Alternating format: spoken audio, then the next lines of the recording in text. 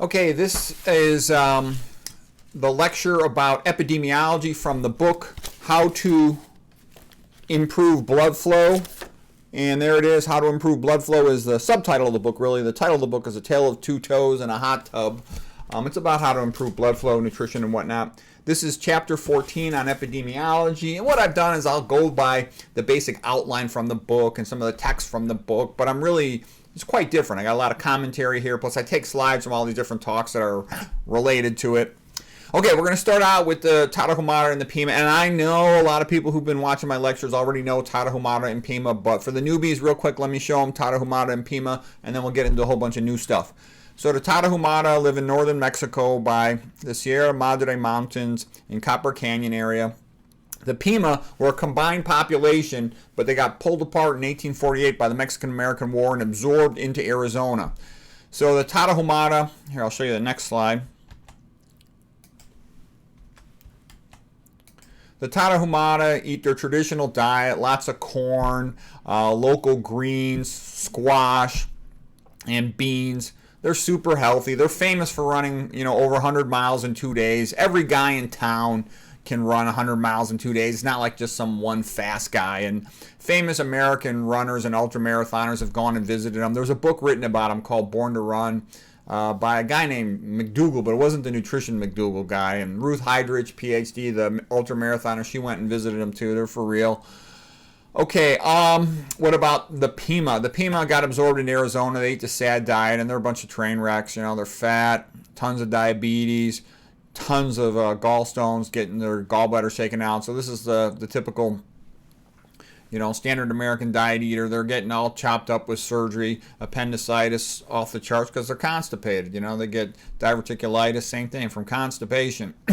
Open heart surgery, cabbages, coronary artery bypass graft. So basically, this is kind of what it's all about. Because a lot of people say, well, gee, I can't understand why nobody wants to do a low-fat vegan diet. And basically, I would say the most amazing thing about the low-fat vegan diet is that practically no one wants to do it. And my attitude is, most people, they're nice, they got good social skills, they're pleasant. I know tons of fat people who are very nice, but they never get their act together. And I think there's multiple reasons for that. Yamashima, the Japanese neuroscientist who studied lipid peroxidation with omega-6 fat, says that over time they accumulate brain damage in their hypothalamus hunger center, and because their arcuate nucleus for the hunger center is injured, they no longer can ever get their act together, many of them. But, of course, we've heard of some people who do get their act together later, so there's plenty of exceptions, but they just don't have any curiosity. They don't read anything. They're functional illiterates. So they're nice people. Be nice to them, but sadly, most people don't ever get better, and they're a disaster. Okay. So, anyways, this is the Pima and the Tadahoma, and it's about as dramatic an example as you could get. Nathan Pritikin patterned his diet and exercise program after the Tadahoma because they were so amazing at their incredible physical fitness. Okay. Oh, one person also said, well, why do the Tadahoma not have more people that make it into their 80s and 90s? Well, they live near some neighbors that are not very nice to them, unfortunately. That's sort of the problem for the poor Tadahoma.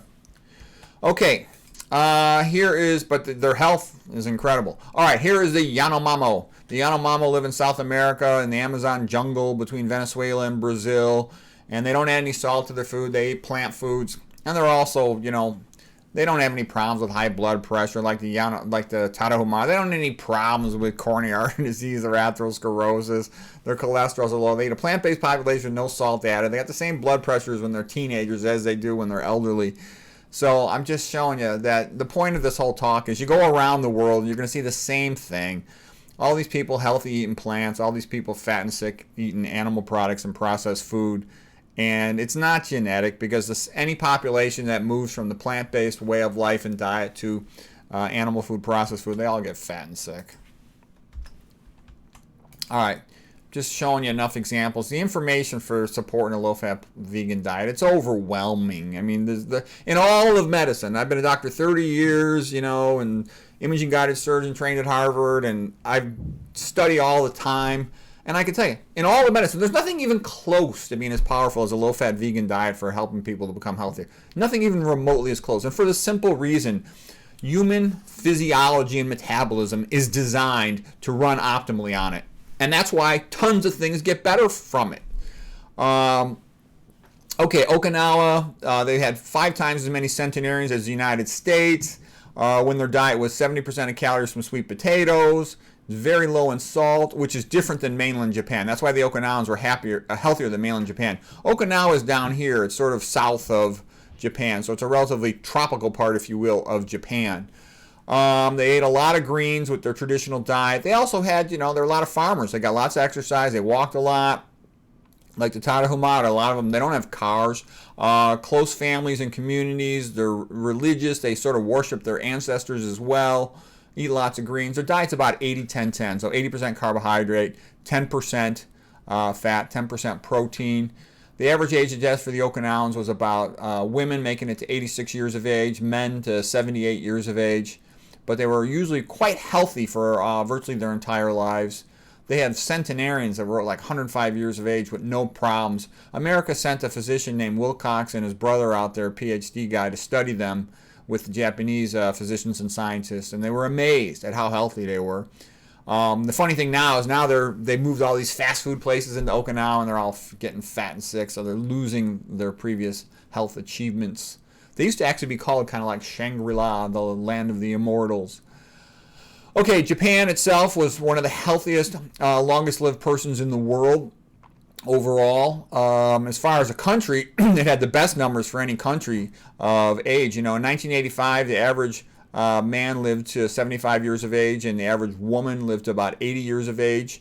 But as soon as the Japanese would move to Hawaii, that's sort of a stepping stone before going to America, they start getting fatter and sicker and dying sooner, and then they go to America, start eating a westernized diet more and more. They get fatter and sicker and dying sooner. So the point too is they weren't healthy in Japan because of their Japanese genetics. They were healthy in Japan because they ate their rice-based, plant-based diet.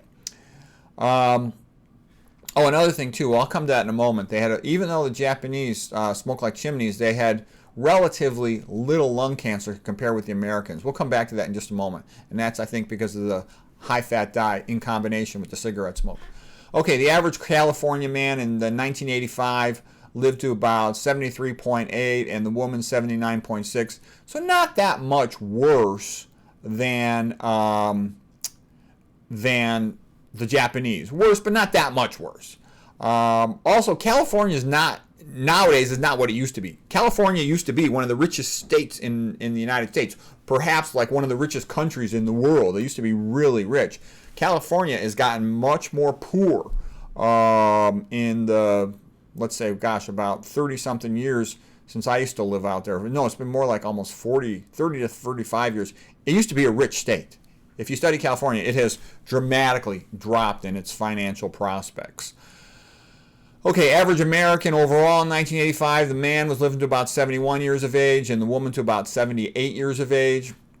Longest lived people ever in the history of the world that's well documented was Loma Linda Seventh-day Adventists, and they were vegetarians by their religion, so it was a philosophic veganism or religious veganism, vegetarianism, not veganism, vegetarianism, not health vegetarianism. So philosophical and religious vegetarianism tends to be more high fat compared to health veganism.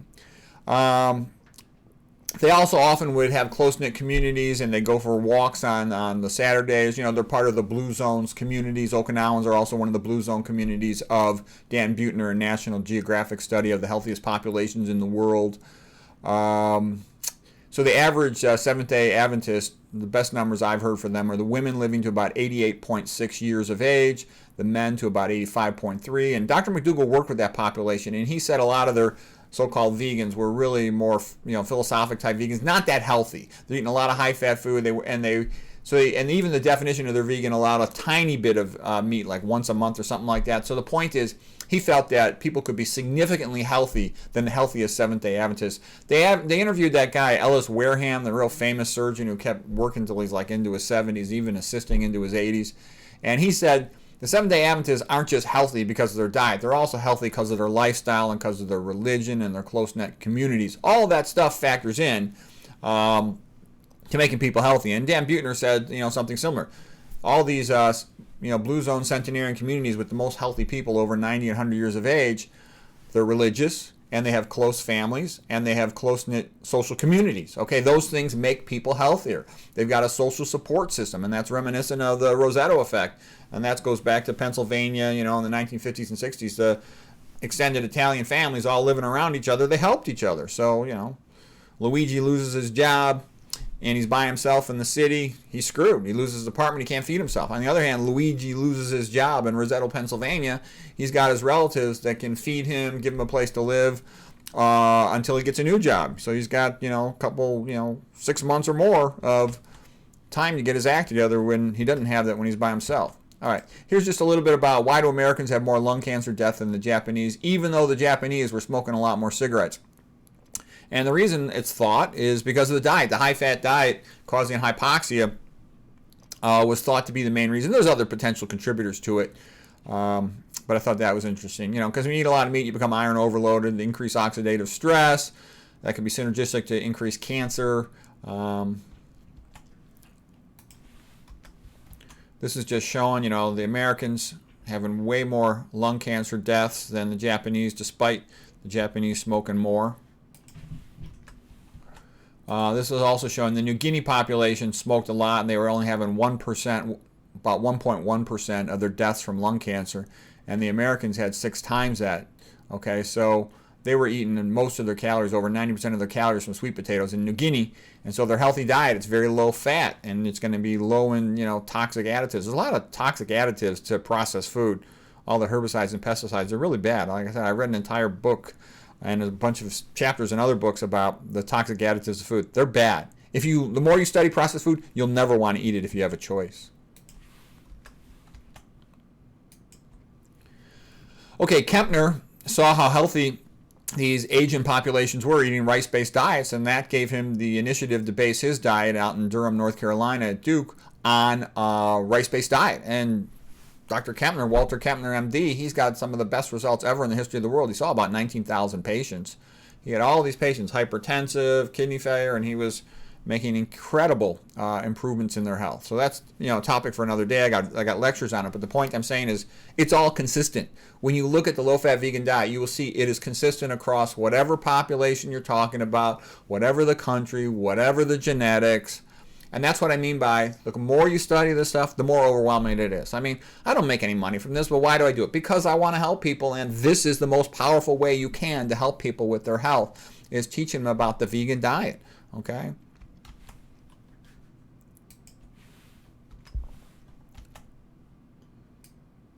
That's one of the things like McDougall said. Why is he the happiest doctor in the world? Because he sees a lot of his patients get better. What most people don't understand is that most patients don't ever get better. To get better is rare, okay? On a low-fat vegan diet, it's routine for a patient to get better. You can't cure diabetes with a pill or hypertension. All you can do is manage it a little bit. And they take that medicine the rest of their life, and they keep slowly getting worse. Go low-fat vegan, often they're cured. I mean, don't get me wrong. It depends how long they've had it. The longer they've had it, the more likely there's irreversible damage to their arteries and other parts of their bodies. But they still sometimes reverse it even when they've waited 10, 15, 20 years to go vegan. But the sooner they do it, the better chance they have. Okay, Norway, they eat tons of dairy, tons of multiple sclerosis. Roy Swank saw that the dairy communities in Norway, like let's say centrally in the country compared to the peripheral, more coastal areas, had a lot more multiple sclerosis. So he figured that dairy products were probably a major contributor to it. Roy Swank was a physician neurologist in Canada. Later he went to Oregon. Later he became friends with McDougall, and McDougall sort of took over some of his program. But he took all his patients off dairy, minimized their intake of fat, and at 34 years he posted a follow-up, published it, and he had like 95% of his MS patients, multiple sclerosis patients, still able to carry out their ADLs, activities of daily living. Okay, there's nothing even remotely close to that. There's nothing even in the remote ballpark of that. That's what I'm trying to say, okay? I'm a neuroradiologist, is one of the things I do, and I can tell you MS patients are very sad. And I often see them young, women in their 30s with kids, and they're basically crashing and burning and headed towards a very short course to death. And it's a disaster. They become paraplegic, wheelchair bound. It's very hard for them to take care of their kids. And, none of them knows about Swank. Okay, none of them knows about his incredible results. In World War II during the rationing, and Ansel Keys had access to this data, Lesser Morrison, Nathan Pritikin. They saw dramatic drops in coronary artery disease, diabetes, obesity, all this stuff. And the point of it was the effective diet was much more powerful than the effect of stress. So obviously the patients were really stressed out around those days because they were displaced, refugees, and all this stuff. But the diet had a more positive, strong, powerful effect than the stress and the other social problems. Okay, and then another famous thing is if you go to Finland, especially an area in Finland called Karelia, there was a guy out there by the name of Pekka Puska, and he's a physician. He became famous for running the health projects in Finland. And once he got the people to stop smoking, but most importantly, stop meat and dairy, decrease their dietary sodium, he focused on teaching the wives about how to cook healthier meals for their families. They had an 84% reduction in cardiovascular mortality. It's obvious. So, you know, you got all these liars and idiots and ignoramuses on the internet promoting the low-fat, the low-carb diet, the ketogenic diet, the paleo diet. That's all nonsense. I just want you to know that. You know, I mean, you could study it for yourself, but I'm letting you know it's all nonsense. There is no controversy. There is no confusion. I know the only confusion comes from, you have to think about it. If America or any other country really actually had the majority of the population eat low-fat vegan diet, that would be a big financial deal, okay? The persons who put in cardiac stents, do cardiac surgeries, they would lose tons of money. They don't want that to happen. Big meat that feeds people all this meat and all these processed food companies, they would lose money. They don't want to lose money. They are very rich industries, okay? So there's always going to be a bunch of, you know, young, good-looking people on the internet saying how wonderful the, you know, carnivore diet is and all this other nonsense. And that's just business, okay? And you know, fat, sick people are good for the economy. They spend all their money and go broke and die, you know, young, so we don't have to pay them Social Security. We don't have to pay them much pension. They die bankrupt, so all their money goes into all the industries that profit off them. So they're good for the economy. So what I'm trying to say is it's always going to be this way. I'm just letting you know this. You can check it out for yourself. You know, I'm trying to help you. I almost see this as, you know, something that's available to people that are smart enough to find it and smart enough to learn enough about it that they can motivate themselves. But most people, they're really kind of hopeless. They have no significant capacity to learn and to think individually, so they're always going to eat whatever their population eats. And when they eat the westernized diet, they're always going to be fat and sick and then cognitively impaired at a young age. It's just the way it is. Okay, all right, so getting to chapter 14 in How to Improve Blood Flow book on epidemiology. Doctors often ask me, how can you be so sure of the vegan diet? And what I'm saying here is the epidemiology makes it obvious. You know, all you do is look around the world. The plant-based populations, they're skinny, energetic, with no coronary artery disease, no hypertension, no diabetes, hardly any cancer. I mean, it's obvious. There are few things as obvious as this in health, okay? You know, you read some health journal article about the latest whiz-bang gizmo treatment, whatever, and it'll be like, a proven 5% advantage, you know, BS, okay? Statistically significant 10% advantage, okay? The vegan diet, it's like 100 to 0. There'll be no diabetes, no coronary disease, no hypertension in the patients over 50 and 60. And you go to the westernized population, 100% of them got atherosclerosis. Most of them are hypertensive. Most of them are pre-diabetic or diabetic. Okay, meat and oil eaters, fat and sick, yeah, we know that. What about what epidemiology supports a vegan diet? And like I say, you know, there's only so much time in the day, but it's just population. The Okinawans in Japan, we talked about them. The Seventh-day Adventists in California. The Tadahoma, we talked about them. By the way, William Connor in 1978 wrote an excellent paper summarizing the health of the Tadahoma, if you want to look that up.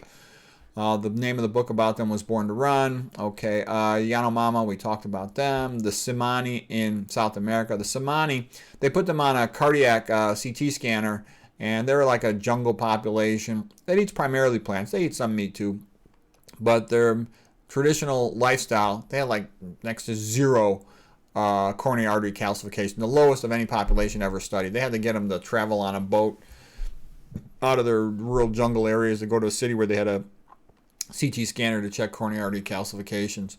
The rural Chinese, T. Colin Campbell's book, China Study, incredibly low rates of coronary artery disease and atherosclerosis in these plant-based populations eating primarily rice diets. There was some population, I don't even know how to pronounce the province, Chinzhou or something, or Guizhou or something. They would do like, thousands of patients, and there'd be one or no patients with coronary artery disease. Okay, Japanese worsening of health as they eat more, as we talked about the emigration studies. Rural Africa, Dennis Burkitt was out there in the 1940s, 50s, and 60s. And in Uganda, you can do 1,000 autopsies and find 1 or 0 patients with coronary artery disease. And the one coronary artery disease would probably be like a visitor, westernized person, a missionary or something from England. Okay, in Kenya population, in America, everyone says, oh, the blacks got so much hypertension. It's so sad. They're salt sensitive. What are you going to do? Oh, BS. You go to Kenya, they checked I forget the exact number of patients. It was a very large number. And there was no hypertension in Kenya in the plant-based areas of the population back in the 1920s. The Papua New Guinea Highlanders, we talked about them on there, getting 93% of their calories from sweet potatoes, being incredibly healthy despite smoking a lot. The Kuna population, I don't have the papers in front of me, but that's another one of these populations with the same story. The more acidified, westernized they get, the fatter and sicker they get. The Icarias, they're one of the blue zone populations. Nicoya in Costa Rica, also Dan Buettner's work, National Geographic. Sardinia, I thought Sardinia people were kind of interesting just because it was like the only population where the men lived as long as the women. And I think a lot of them, it's because they walked all day. They walked many miles every day as part of their job. Let's see, the blue zones, we talked about Dan Buettner, National Geographic. You can, there's plenty of videos online to watch all about Dan Buettner's work. And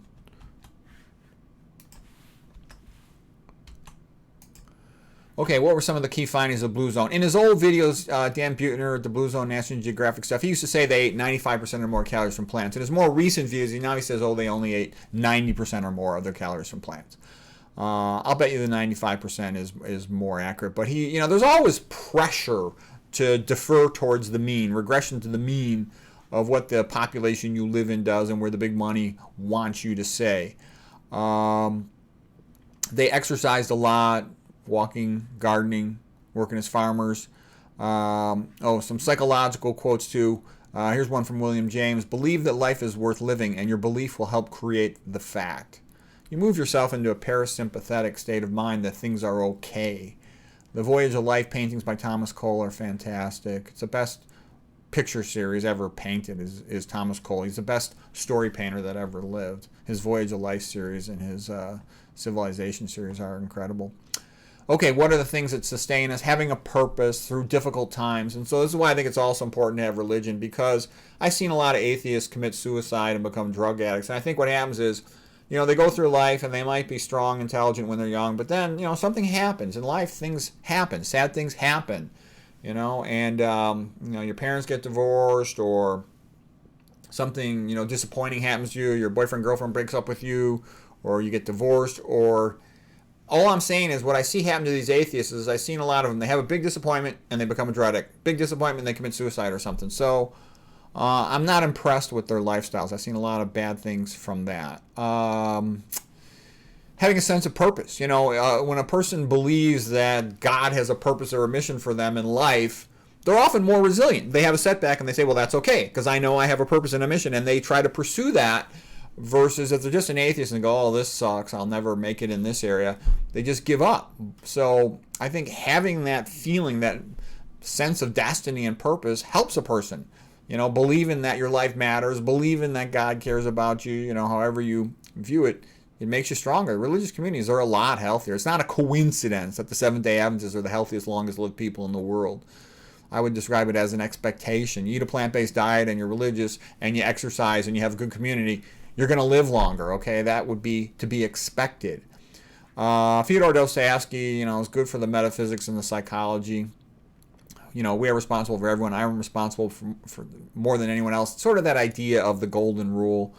And sort of a person who behaves nice, what goes around comes around to a large extent. Somebody who's nice to other people is going to have people like that person more, and they're going to give them more social support, and they're going to be better able to maintain the relationships in their life and benefit from that. So it's a win-win thing to be nice and kind and thoughtful and helpful. Let's see. Here's John Wesley, like Wesleyan universities. He was sort of the Methodist school of subtype of Christianity. He said, do all the good you can by all the means you can, in all the ways you can, in all the places you can, at all the times you can, to all the people you can, as long as you can. And it's nice, okay? Those philosophies create good communities where the people are nice to each other and they help each other. And because of that, they're all wealthier, they're all safer, they're more prosperous, and they have a happier, better life. It's a win-win. It ripples outward when people are nice to each other and good to each other. And then there's a lot of modern people who think religion doesn't matter, but they're ignoramuses. If you read about history, it's pretty obvious. You're going to see religion helps community. Don't get me wrong, religion's made tons of mistakes and tons of problems, and a lot of people behave very badly despite religion. But they're much better having it than they are without it, okay? If you go by the concept of humans are part divine and part beast, you move a little bit more towards the divine side with religion than when you don't have it. Okay, in the blue zone populations, the elderly persons had some form of positive social involvement. Yeah, they weren't just sent off to nursing homes. They lived with their families and had some activity in their community. A lot of times old people know something that young people don't, whatever that might be. It's thought historically, sometimes the old guy would know, well, 50 years ago when there was a famine, we went over here to find food. Okay, let's try that. Okay, also it gives them something to do. The grandma can take care of the grandchildren. That gives her something to do. Whereas if she's by herself in a nursing home, she's sad, lonely, and depressed. Okay. Here's a nice quote, some of this religious stuff. It also helps teach a child metaphysics and values and morals, learning some of this religious stuff. For example, I liked the story from the Bible of Ruth. So Ruth was a younger lady, and she was with Naomi. Naomi was the older lady. Naomi's husband had died, and her son had died. I think Ruth's husband died too. Naomi's son had been Ruth's husband. So anyways, Naomi's very sad, and she's planning to leave the town and to return to the town of her birth. Ruth was her daughter-in-law, so Ruth is the younger lady. And Naomi expects that Ruth is going to go off on her own and that she'll never see her again. But Ruth loves Naomi, and she says to her that she tells her she wants to stay with her. And so here's the quote from the Bible. Ruth says, "Wherever you go, I will go. Wherever you live, I will live. Your people will be my people, and your God will be my God. Wherever you die, I will die, and there I will be buried. May the Lord punish me severely, if anything but death separates me from you." So that's Ruth chapter 1, verse 16. Okay, so, that's unconditional love. That's like the love of a mother, okay? And it's a beautiful thing, and that generates a lot of happiness and health, okay? And it's good to recognize that and appreciate that.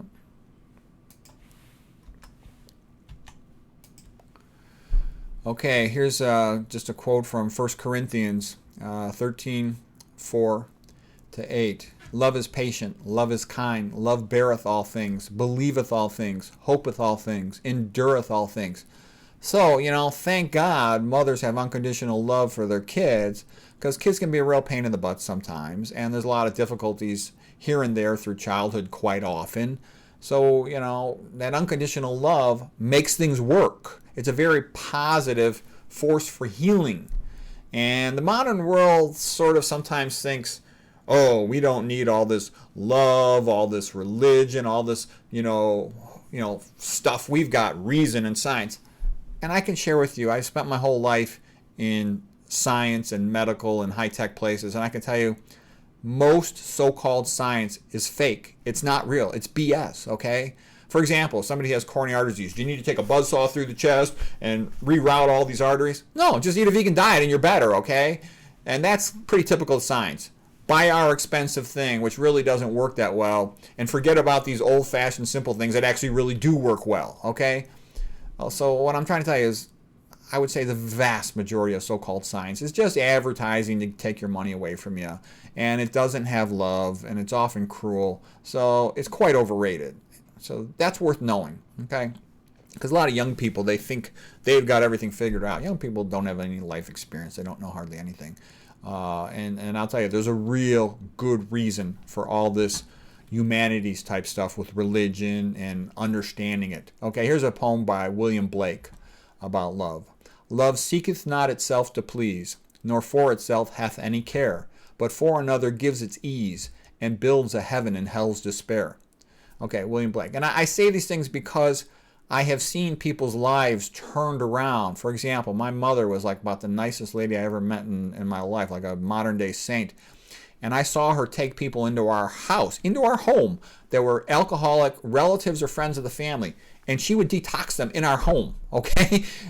She would be like, she was a social worker, but my dad was a doctor, and he actually ran a detox unit as well. He was like chief of 2 departments in psychiatry. And my mom would detox people in our house just for free because she loved them, okay? And she was successful at it. I saw it. There were girls with emotional problems. There were families where the parents had problems. My mom would say, you come live with me. And she would take care of these people, and they loved my mother. These people would kiss my mother's feet. And so what I'm saying is, my mom too, I saw whenever the kids in our family growing up had a problem, my mom was there all over it, man. And it was her unconditional love. And that made things work. My dad was the intellectual guy. He didn't know what to do most of the time. Don't get me wrong, my father was a great guy, and he was a smart man. And it's kind of funny, but intellectually I identify more with my father than with my mother, but I'm closer to my mother. And paradoxically, my mother's family is actually smarter than my father's family, even though it's the Irish that are more bookish, because there's more Irish writers. It's more of their historical tradition. The other side of my family is more just academic doctor types. Anyways, what is, and this is my father's suit, by the way. Why did I wear this green suit? Maybe it's even a little funny looking. It's my father. It's from Ireland, and it reminds me of my father. You know, he died now some years ago. And so anyways, I like it. What is the longest lived population in the United States? We talked about the Seventh-day Adventists in Loma Linda. It's a suburb of Los Angeles in California. We talked about the Tadahoma. Their average cholesterol is about 136. That's pretty typical. Tadahoma average cholesterol 136, triglycerides 115. And, you know, in the China study, all these plant-eating, rice-eating populations, T. Colin Campbell was quoting off average cholesterol. It's in the ballpark of 90 to around 135. They're real healthy. Okay. Oh yeah, and here's something. These are the Bantu women in Africa, like in South Africa. And here's what I think is funny. There's all these American women. They're kind of clueless, and they're worried about osteoporosis, so they're taking these calcium supplements, which I think is stupid. And they're worried, oh, I don't have enough calcium. I need to drink milk, which actually causes osteoporosis. And why is that funny? Because the Bantu ladies would have an average of 9 children, okay? And they would nurse these kids an average of like 2 to 4 years. So obviously there's a lot of calcium going out of their bodies into the milk. They would hardly eat any calcium, about 350 milligrams per day. That's about the equivalent of 1 cup of milk total for the whole day, their entire calcium. And they don't have any problem with osteoporosis. So what I'm trying to say, this whole calcium for osteoporosis is all BS, all right? So the Bantu women in Africa help refute that pretty strongly. I think that's kind of funny. And then, okay, the Bantu women, we talked about how little calcium they eat. I'm sure they go out and get some sunshine. And the thing you worry about calcium supplements is they can, you know, have a transient postprandial prothrombotic blood. Calcium is a clotting factor, and if you take this big bolus of calcium, you can transiently bump up your calcium, and it's thought that that might be the reason why they have increased all-cause mortality, potentially clot off their arteries, have a myocardial infarction.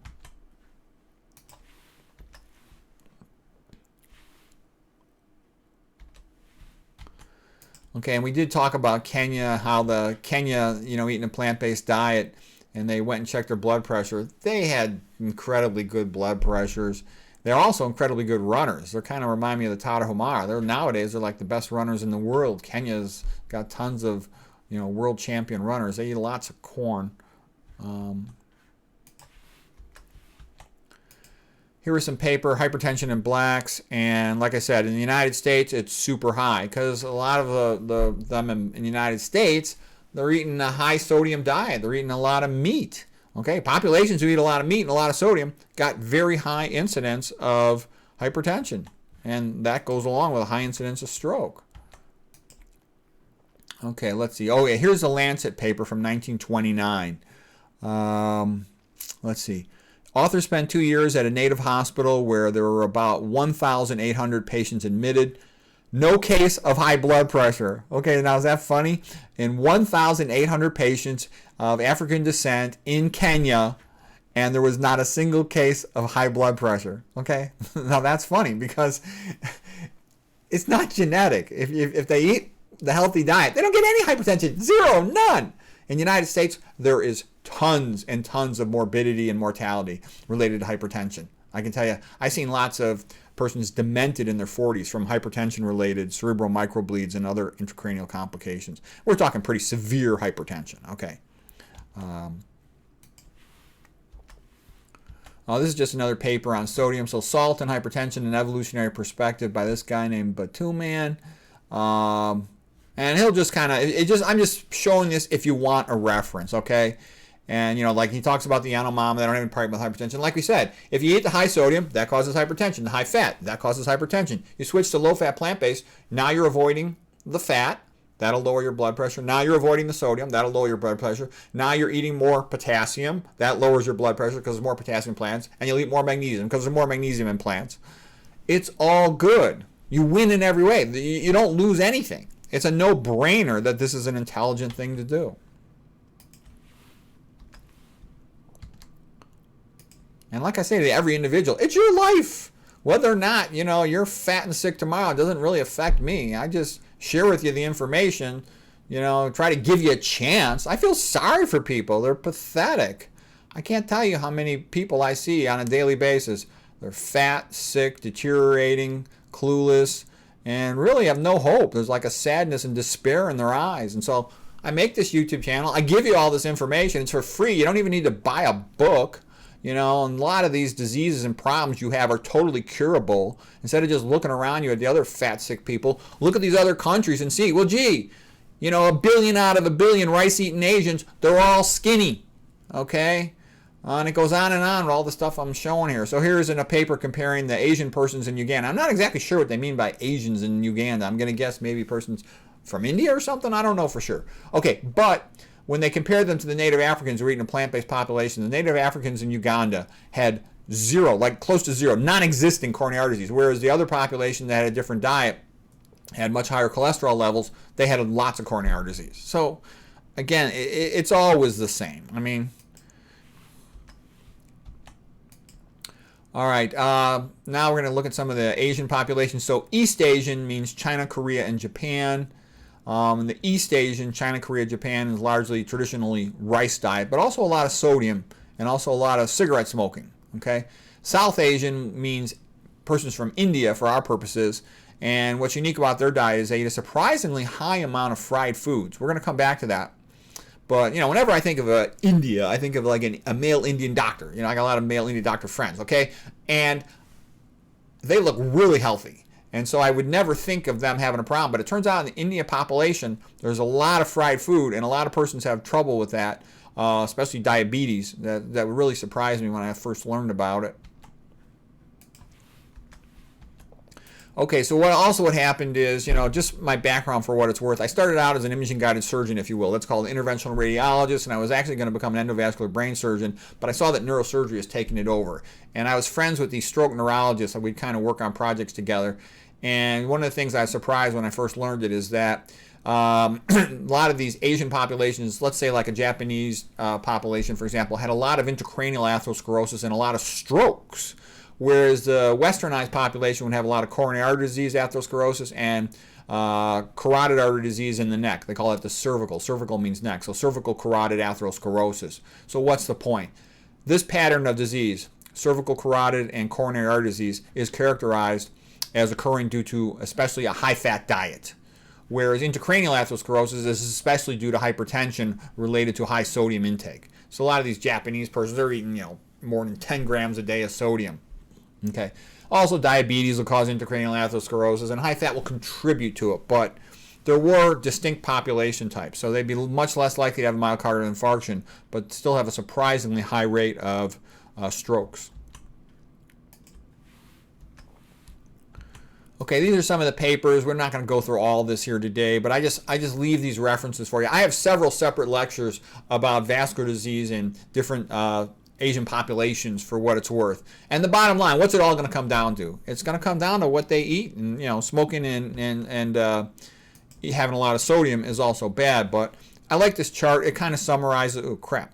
Oh, I kind of came out of my. Hold on a second. Let me get back into my slide here. All right. Okay, here we go. Here I am. We're back in the chart. So here's the American eating the standard American diet. Very high in saturated fat, lots of myocardial infarction from coronary artery atherosclerosis, lots of impotence. Okay, the American way leads to impotence, all right? You don't want that. Okay, now what about these other populations? So the Japanese, Korean, China, East Asian way, they kind of get themselves in trouble because they eat tons of sodium. The ones that are eating this tons of sodium got a lot of hypertension that leads to high incidence of stroke. They partly compensate for it by eating a lot of fruits and vegetables. All right. Now here's the population from India, and so this was again a shocker to me.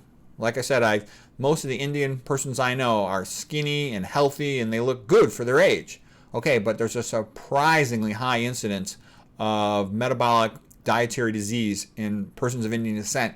And when you start looking closer at the diet, it shows why. They get some saturated fat, like from the ghee butter and the dairy products. They eat a lot of fried food. I think that's the main thing that gets them in trouble. Dr. Yamashima's research suggests that that is causing damage to their pancreas beta cells, leading them to have a much higher incidence of diabetes than one would otherwise predict. They also eat relatively high in sodium. So, good news, that's all totally reversible. So if they're aware of that, they can do it. And now I want to show you pretty much a summary slide that tells you what it's all about. Low fat, low sodium vegans. They're low in sat fat. They eat zero oils, no oil. That should be no oil. Low in sodium.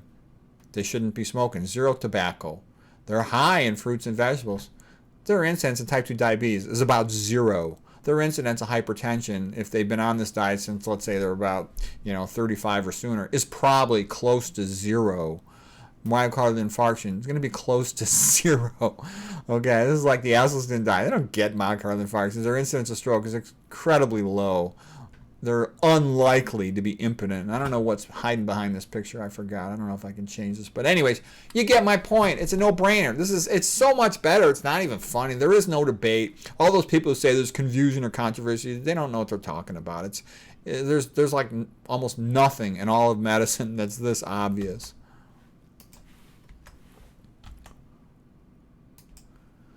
Okay, just more references if you want to see, I used to go through all these papers on coronary artery and cerebral vascular atherosclerosis. If you want, you can take a look at them. They're here.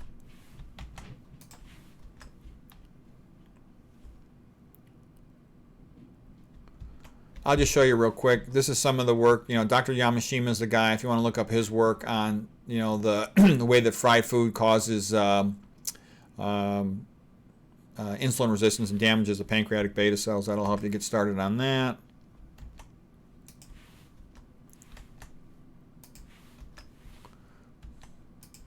Okay, this is just a few more references in here. Anything good in here? And I think I got one more good slide. Oh, one of the things that's funny is nutritional persons, they never come from the big universities, and they never get into the standard textbooks. None of these guys are in the textbooks. Caldwell Esselstyn is not in the textbooks of coronary artery disease, even though he's got the best results in the world. Kapner's not in the textbooks on hypertension, even though he's got the best results in the world. Pritikin is not in the textbooks of abdominal disease and abdominal surgery, even though he's the guy who figured out abdominal pressure syndrome, the most important concept in all of abdominal medicine.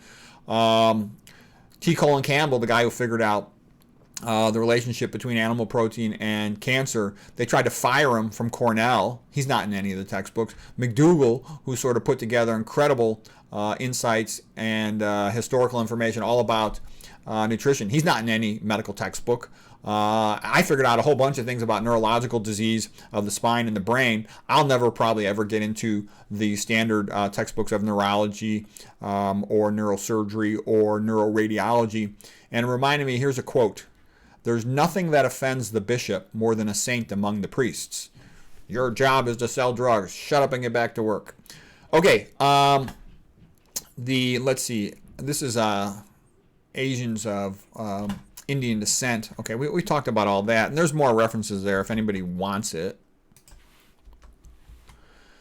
I just had a few other insights. I didn't have time to make more sophisticated slides than these. They go back to the Egyptian mummies, and the mummies, when they took them out and they did coronary artery CAT scans on them, they had calcifications in their coronary arteries and their thoracic aortas. The point being is they had atherosclerosis. You can get atherosclerosis from just eating plants. It's not just some new modern thing. But in the old days, hardly anybody was rich enough to have access to that much meat or oil. Also, an interesting study was in the graveyards. Someday I'll give a talk on this. I don't have time to do this today. But the European graveyards, they had to do graveyards, not that long ago, in the last, 50 years or so. And they dug up all these graveyards in Europe because for construction purposes. And they had graveyards where the peasants were buried, and they had graveyards where the rich people were buried. And they found that there was lots of dish where the rich people were buried. That means diffuse idiopathic skeletal hyperostosis, which is bone spurs on the spine, osteophytes, bridging osteophytes. I see tons of this every day, by the way. And that's what you get in populations that eat high-fat diets. Okay, and it's strongly associated with diabetes, coronary artery disease, all the Western diseases. They all go together. They all have the same basic cause. So I thought that was kind of interesting. So all the peasants eating turnips and plant foods, virtually no dish, all right? But all the aristocrats eating the high-fat meals, lots of dish, which goes with that pattern. So anyways, I think that's the last slide. Hope that was helpful, this talk about epidemiology and how it relates to the chronic diseases of Western civilization, which are potentially preventable and curable, obviously.